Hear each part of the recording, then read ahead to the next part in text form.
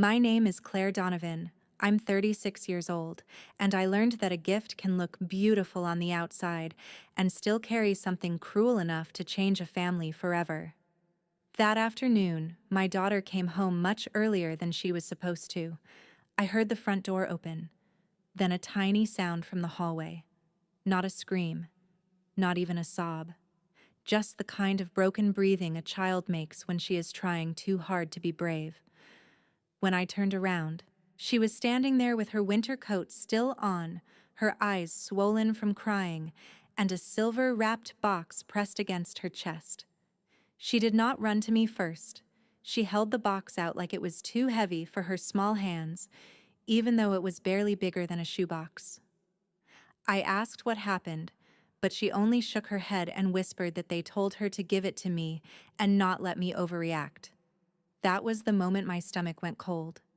My parents had judged my marriage, my job, my home, and almost every choice I had ever made.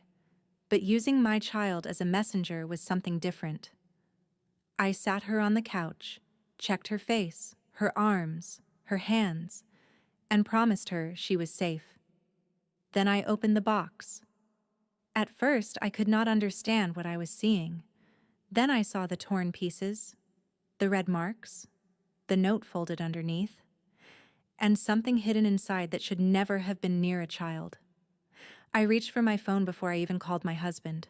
By the time my best friend arrived, an officer was already stepping into my living room.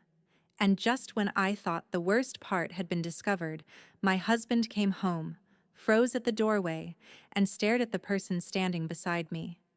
His face went pale as he said, "What is he doing here?" Before I tell you what was inside that box and why that one sentence changed everything, tell me what the weather is like where you are today. Is it calm? Or does it feel like a storm is coming too?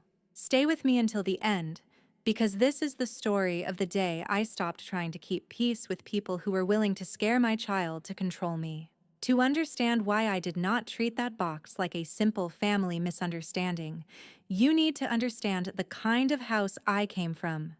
From the outside, my childhood looked perfectly normal.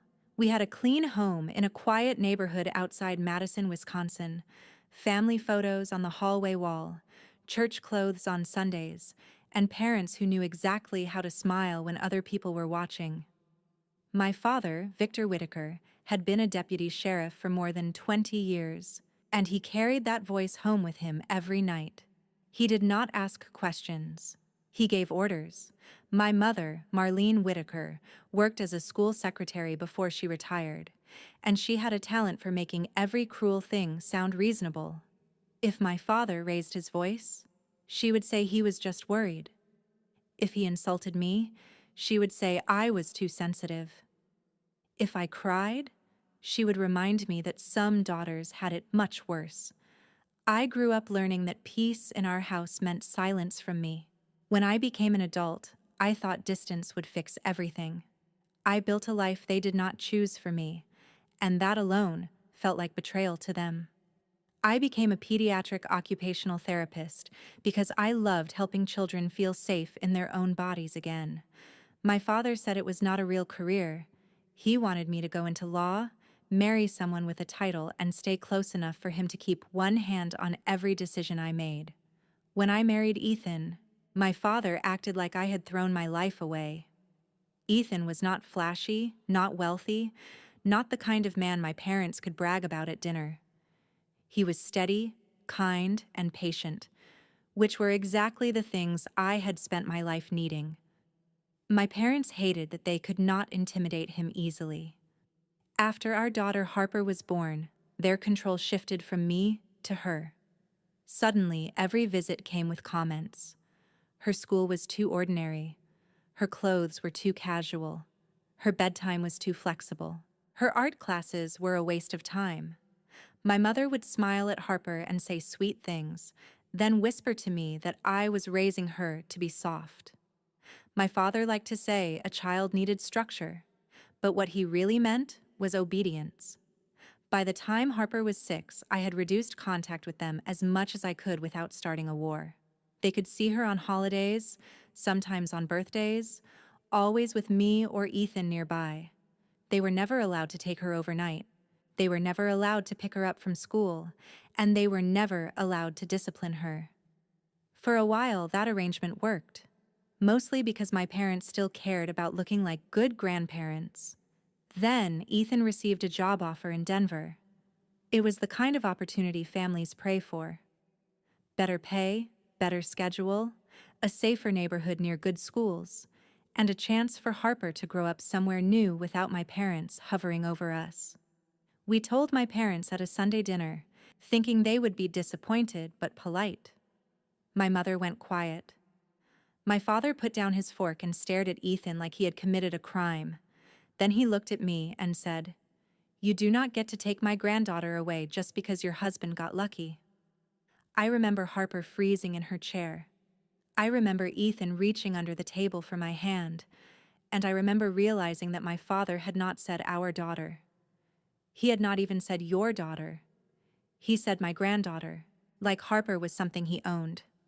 I should have known then that the move would bring out the worst in them. But I still wanted to believe that even my parents had limits. I was wrong. A week after that dinner, my parents changed so quickly it almost felt rehearsed. My mother started texting me every morning with little heart emojis and messages about how much she missed Harper. My father, who almost never apologized for anything, left a voicemail saying he had spoken too harshly and did not want Harper to remember him as an angry old man. The words sounded good, but something about them made my skin crawl. My father did not sound sorry. He sounded like someone trying a new strategy. Still, Harper was only 9, and she loved the idea of having grandparents who wanted her. She did not know the history the way I did. She did not know how many times I had cried in my bedroom as a teenager, while my mother stood outside the door telling me to stop embarrassing the family. Harper only knew that her grandmother had sent her a new sketchbook, and her grandfather had asked to see her latest drawings over video call. For 2 weeks, they behaved perfectly. They asked polite questions. They praised Harper's art. They told Ethan that Denver sounded exciting. My mother even said she was proud of me for building a life that gave Harper more choices. That one almost convinced me, because it was exactly the sentence I had wanted to hear my entire life. I told my best friend Rachel Moore about it over coffee during my lunch break. Rachel had known me since college, back when I still believed I could earn my parents' approval by being perfect. Now she worked as a paralegal at a family law office, and she had the calm, careful way of speaking that came from seeing too many families destroy each other through control disguised as love. When I told her my parents suddenly wanted a farewell brunch for Harper before we moved, she did not tell me what to do. She just asked, "What boundaries are in writing?" That question stayed with me, so I wrote everything clearly. Harper would visit for 2 hours on a Sunday afternoon. My mother would pick her up and bring her home. Harper would keep her phone in her coat pocket. No surprise stops. No other adults I did not know about.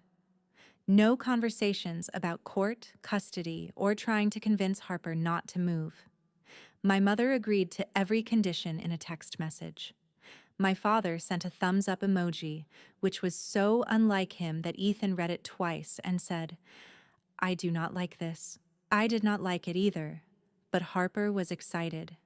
She spent Saturday night drawing a picture of our future house in Denver.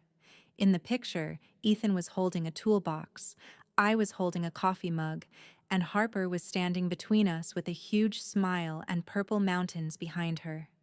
She said she wanted to show Grandma and Grandpa that moving did not mean forgetting them. That sentence nearly broke my heart. Children can be so generous to people who have not earned it. On Sunday, my mother arrived exactly on time. She hugged Harper too tightly, complimented her hair, and told me not to worry, because they only wanted one peaceful afternoon. My father stayed in the car. I watched from the porch as Harper climbed into the back seat with her drawing folder on her lap. Before the car pulled away, she turned and waved at me through the window. I waved back, trying to ignore the heavy feeling in my chest. Ethan had gone into the office to finish paperwork for the Denver transfer, so I was home alone.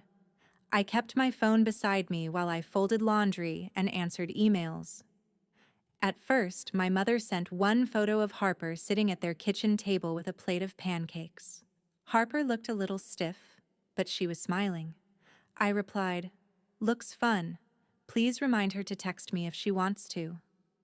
My mother responded, "She is fine." 20 minutes later, I asked how it was going. My mother wrote, "We are just talking." That was when I stood up from my desk. Just talking could mean anything in my family. I called Harper, but the call went to voicemail. I was reaching for my keys when the doorbell rang. It had been less than an hour since Harper left. When I opened the door, she was standing there alone, crying, with a silver box in her hands. For 1 second, I could not move. My brain noticed the details before it understood the danger. Harper's coat was zipped crooked. One of her boots was untied. Her drawing folder was gone. Her cheeks were wet, and she was holding that box so tightly her knuckles had turned white. Behind her, my mother's car was already disappearing down the street. She had not walked Harper to the door. She had not called me. She had dropped my crying child on my porch and driven away.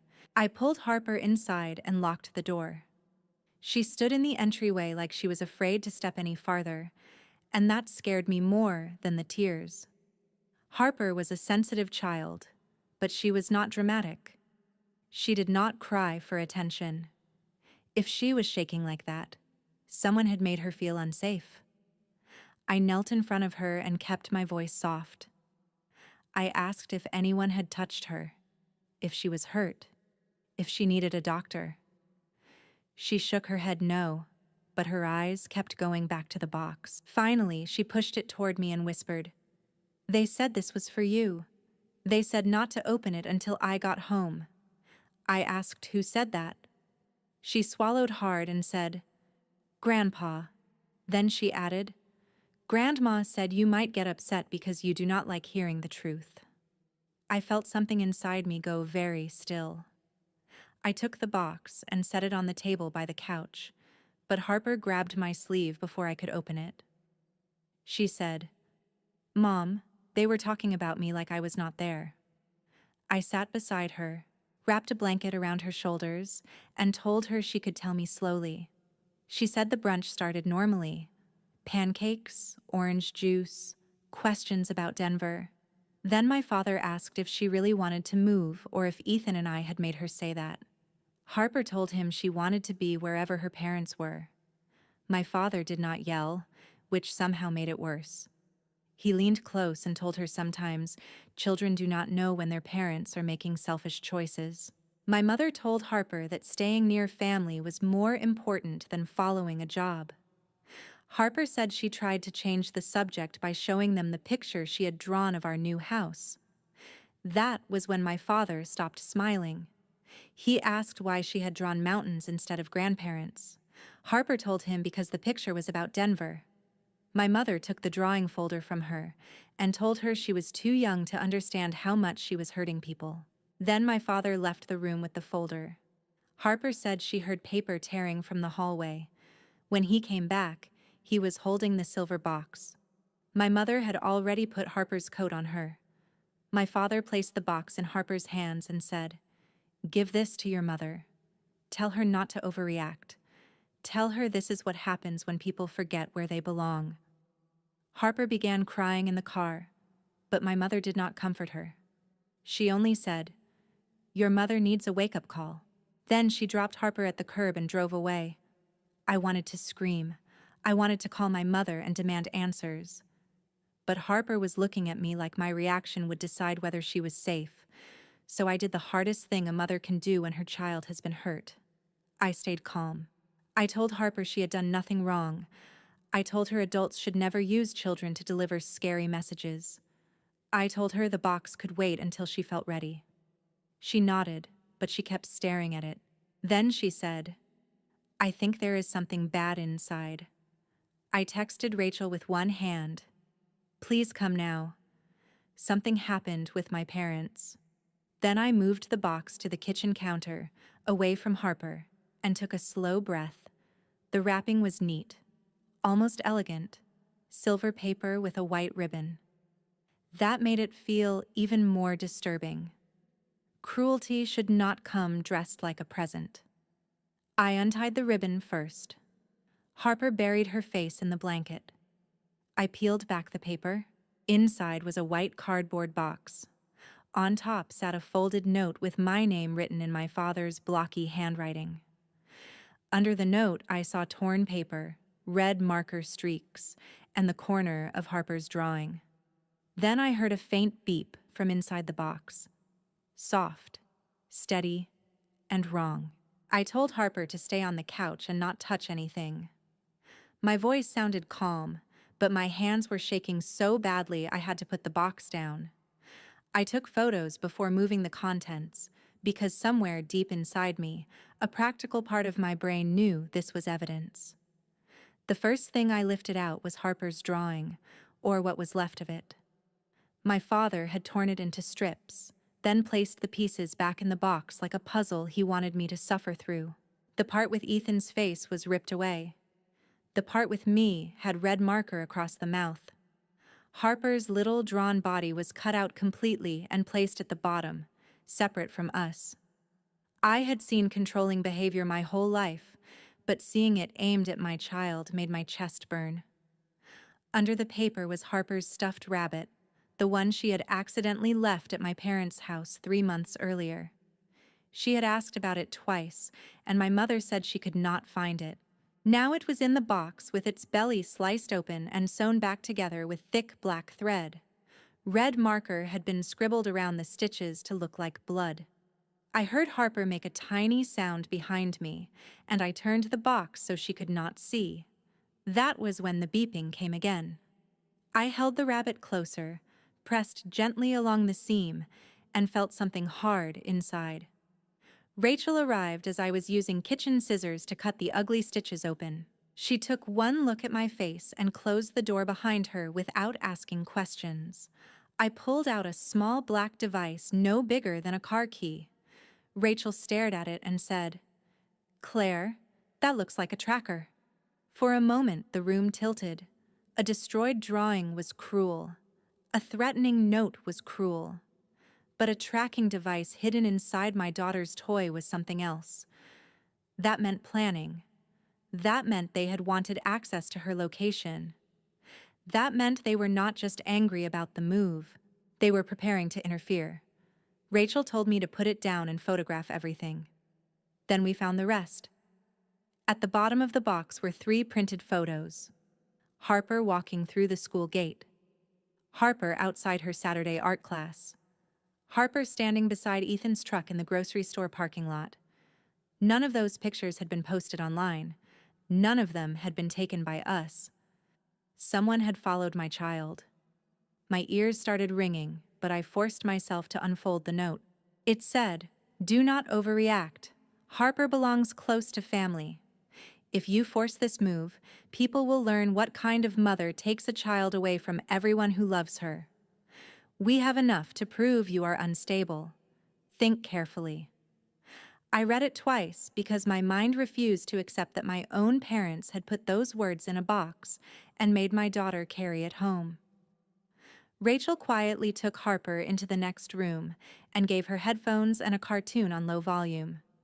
Then she came back and said, "Call the police. Not your mother. Not Ethan first.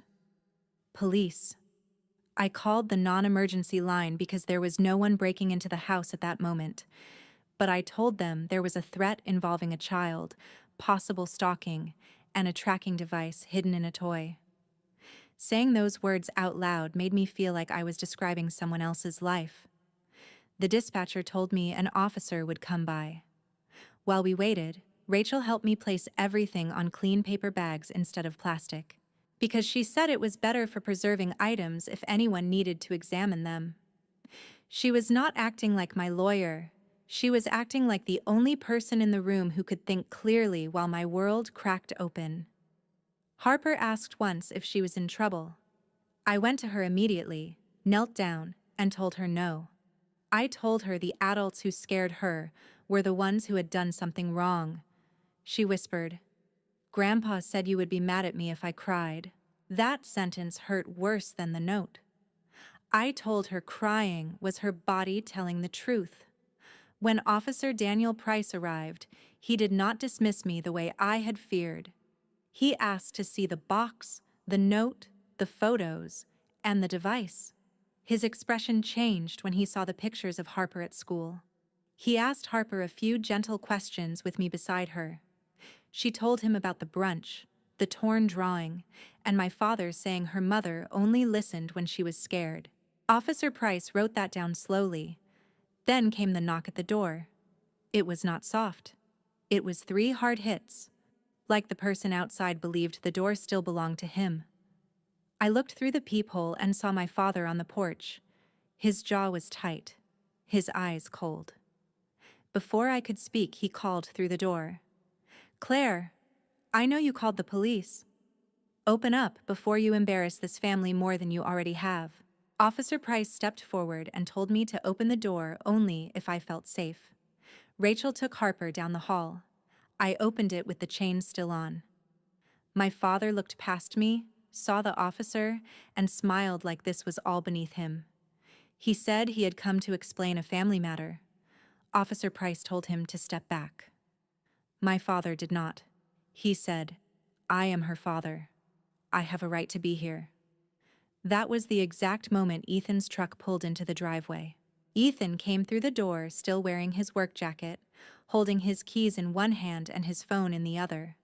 I had only managed to text him 3 words before he left the office. "Come home now."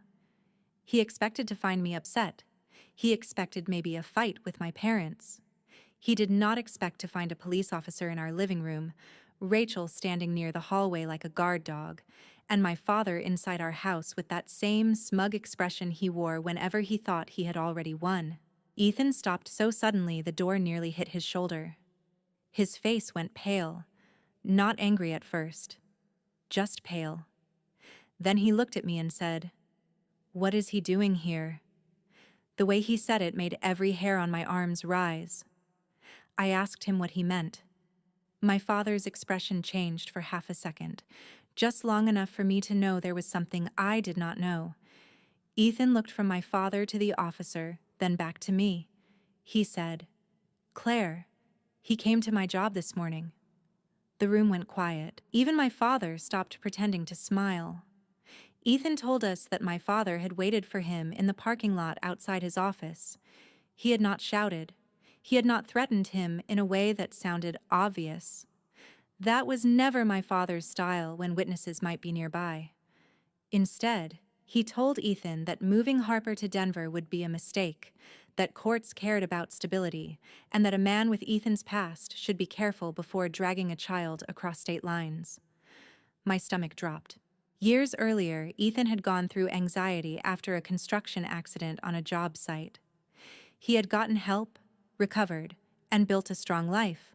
My father knew that because my mother had overheard me mention it once during a private conversation. Now, he was twisting it into a weapon. Ethan said my father told him, "I know more than you think. I know her school schedule. I know Claire leaves early on Thursdays. I know you cannot watch them every second. If you push this move, I will make sure the right people ask the right questions." Ethan had not told me because he thought my father was just trying to scare him. He planned to tell me that night after Harper was asleep. But now the box was open on our table, and the threat was no longer hidden behind careful words. Officer Price asked Ethan to repeat everything slowly. My father interrupted, saying this was ridiculous, that Ethan was exaggerating, that everyone was turning love into a crime. Then Officer Price asked him about the tracking device. My father said it was for safety. He said the world was dangerous, Harper was young, and if her parents were determined to make reckless choices, someone responsible had to think ahead. I asked him why he put it inside a stuffed animal and sent it home with torn drawings and a threatening note. He pointed at me and said, "Because you do not listen, unless someone shocks you into listening." My mother arrived 10 minutes later, breathless and crying before she even reached the door. She looked at the officer, then the box, then me, and for once she seemed genuinely frightened. But not frightened for Harper, frightened of consequences. She started saying they never meant to hurt anyone. She said the photos were just to show they were involved. She said the note sounded worse than they intended. Then she made the mistake that changed everything. She said, "We only wanted to scare you enough to think clearly." Rachel closed her eyes like she could not believe my mother had said it out loud. Officer Price wrote it down. I looked at my mother and asked, "You wanted to scare me by scaring my child?" She cried harder, but she did not deny it. My father told her to stop talking. That was when the old pattern appeared in front of everyone. He ordered. She folded. I used to be part of that pattern too, but not anymore. Officer Price told my parents they needed to leave the property and that any further contact could make the situation worse for them. My father tried to argue that he knew the law. Officer Price calmly said, "Then you should understand why this is serious." After they left, I called Harper's school and removed both of my parents from every emergency contact list. Ethan changed the locks that night, even though my parents did not have keys. Rachel helped me save screenshots, voicemails, emails, and photos in one folder. The next morning, my father sent a long email to several relatives claiming I was unstable. Ethan was controlling, and Harper was being isolated from her loving grandparents. But he did not know our doorbell camera had recorded him on the porch telling me to open the door before I embarrassed the family. He did not know Officer Price had heard him call it a family matter while standing in front of a box full of evidence. And he did not know Harper had told Rachel something else after we thought she was asleep. She said Grandpa told her if she stayed quiet, he could help her stay in Madison. That sentence ended any last hesitation I had. 2 days later, there was a family meeting at my aunt's house. Not because I wanted peace, but because my parents had already started spreading lies, and I wanted the truth spoken once, clearly, with witnesses. My father arrived confident. My mother arrived looking small. Ethan sat beside me. Rachel came too, not as a lawyer, but as the person who had seen the box before anyone could claim I made it up. My father started with a speech about family rights. I let him talk. Then Ethan played the doorbell recording. After that, Rachel placed printed photos of the box, the note, and the tracker on the table. Nobody defended my father then. Not one person. My father's face turned red. He slammed his hand down and shouted, "She is my granddaughter." I stood up, looked him in the eye, and said, "No, she is my child. And you will never use her to control me again." That meeting was the last time my father ever stood in the same room as Harper.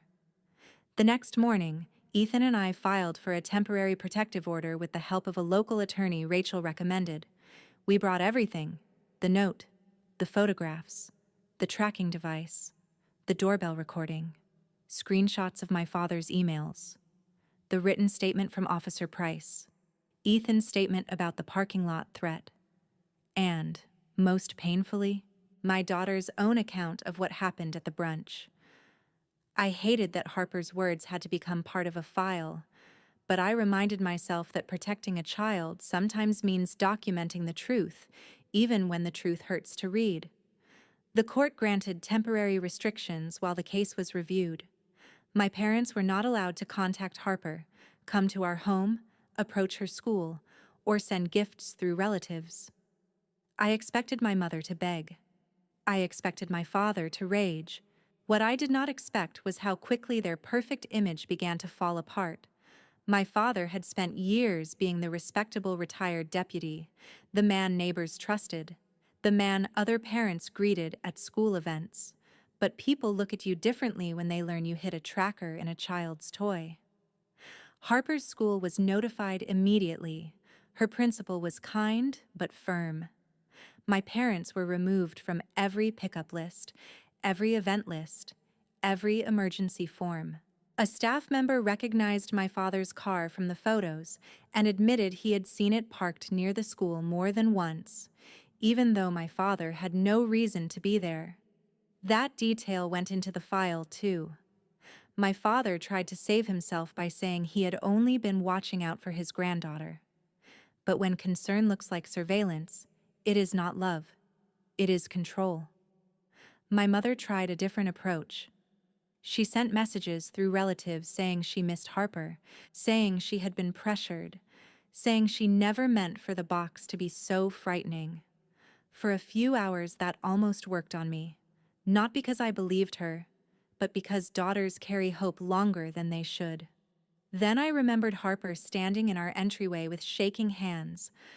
I remembered my mother driving away without checking whether her granddaughter could even breathe through her tears. So when one relative told me my mother was heartbroken, I said, "She handed my child the box." That ended the conversation. My father made one final mistake 3 weeks before our move. He showed up at Harper's school with a bouquet of flowers and a stuffed bear, telling the front office he only wanted to say goodbye. Because the school had been warned, they did not let him pass the office. They called me, then called the police. He left before officers arrived, but the incident strengthened our case and destroyed the last of his excuses. After that, even relatives who had tried to stay neutral stopped asking me to forgive him. My mother moved into my aunt's spare room for a while, claiming she needed space from my father. I do not know whether that was true guilt or just another attempt to avoid consequences. I only know that I did not let her see Harper. Forgiveness, if it ever comes, will not be purchased with tears. It will not be rushed because other people feel uncomfortable. And it will never require my child to stand in front of the people who scared her just so adults can pretend the family is whole. We moved to Denver in early spring. The first few weeks were hard. Harper jumped whenever the doorbell rang. She refused to sleep with stuffed animals in her room. She asked me more than once if Grandpa could find us. Every time, I told her the truth in a way a child could hold. I said, "The adults are handling it. You are safe. You did the right thing by telling me." We found her a therapist who worked with children, and slowly, piece by piece, Harper came back to herself. Ethan helped her build a little art desk by the window of her new bedroom. I bought her a fresh sketchbook, but I did not ask her to draw our family again. That had to be her choice. One evening, about 2 months after the move, I found her sitting at the desk with colored pencils spread everywhere. She had drawn a house with mountains behind it, brighter than the first picture, bigger too. Ethan was in the yard holding a hammer. I was on the porch with a mug of coffee. Harper was standing between us with one hand on the front door. Above the door, she had written, "Only safe people can come in." I cried quietly in the hallway, not because the picture was sad, but because it was honest. That was the lesson my parents never understood. Family is not a title you get to use as a weapon. Love does not threaten, track, scare, or manipulate. Real love makes children feel safe enough to tell the truth. And real parenting means choosing your child's peace over your own fear of conflict. What happened to us taught me that education is not only what children learn in school, it is also the valuable knowledge they learn from watching adults set boundaries, tell the truth, and protect the vulnerable. Harper learned that day that her voice mattered. I learned that keeping peace with harmful people can cost a child their sense of safety. And Ethan learned that silence, even when meant to protect someone, can leave danger in the dark too long. We are not a perfect family, but we are a safer one now. My parents wanted to use fear to keep us close. Instead, fear showed me exactly how far away we needed to go. And if anyone listening has ever been told that setting boundaries makes you cruel, remember this. Boundaries do not destroy healthy families. They reveal which relationships were depending on your silence to survive. Our team works hard to create revenge stories that carry emotion, conflict, and a message viewers can truly think about after the video ends. This story is completely fictional and was written only to share lessons through an entertaining narrative. We hope it encourages viewers to value themselves, protect their peace, and never let toxic people define their worth.